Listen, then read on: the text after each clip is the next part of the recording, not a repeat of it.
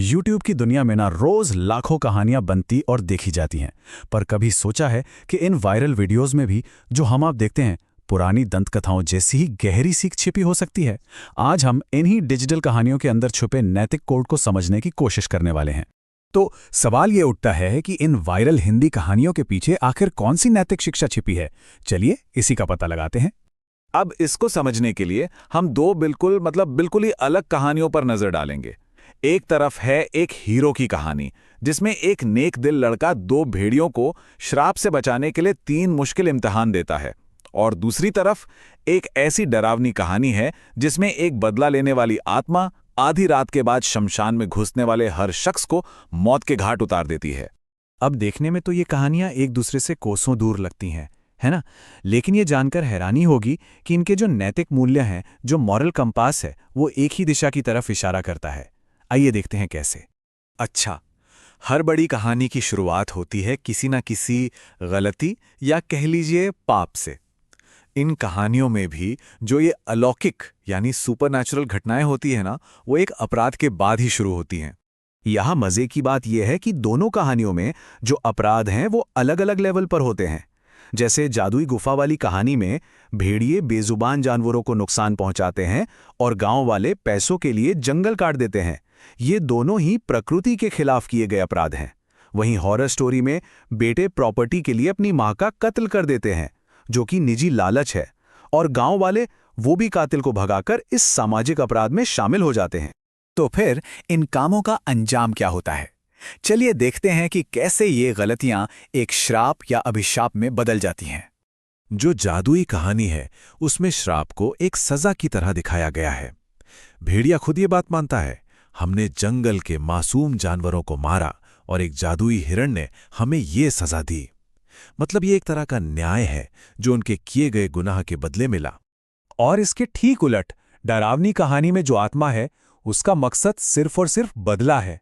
वो साफ कहती है, इन गांव वालों ने मेरे कातिल को बचाया, तभी से मैं यहां आने वाले हर इंसान को मार देती हूं।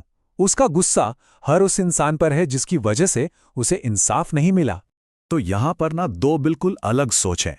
एक तरफ है सजा जिसका मकसद है सबक सिखाना और जिसमें माफी या मुक्ति का एक रास्ता भी है, और दूसरी तरफ है बदला जो सिर्फ दर्द देने के लिए होता है, हिंसा का एक ऐसा चक्र जो कभी खत्म ही नहीं होता।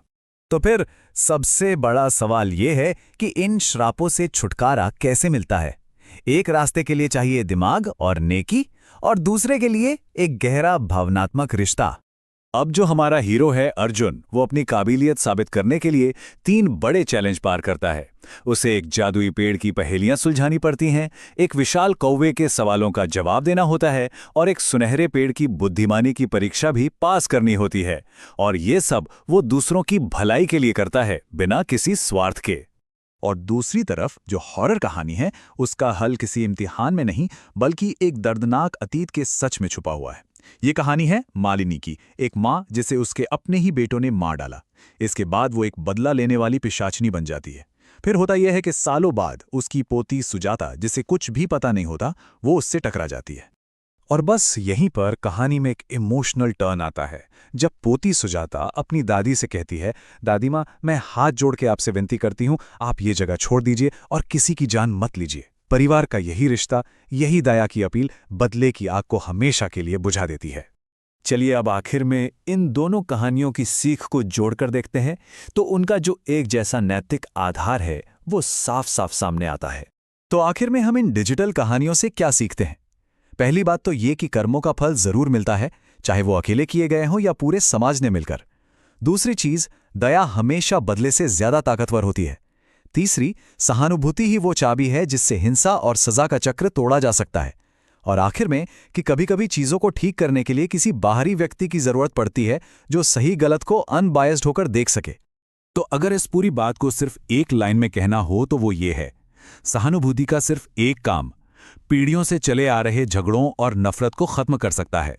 और ये सब हमें एक बहुत ही गहरे सवाल पर लाके छोड़ देता है कि आज इस एल्गोरिदम के ज़माने में भी हम सुकून और जवाबों के लिए इन सदियों पुरानी सच्चाइयों को ही क्यों ढूंढते हैं।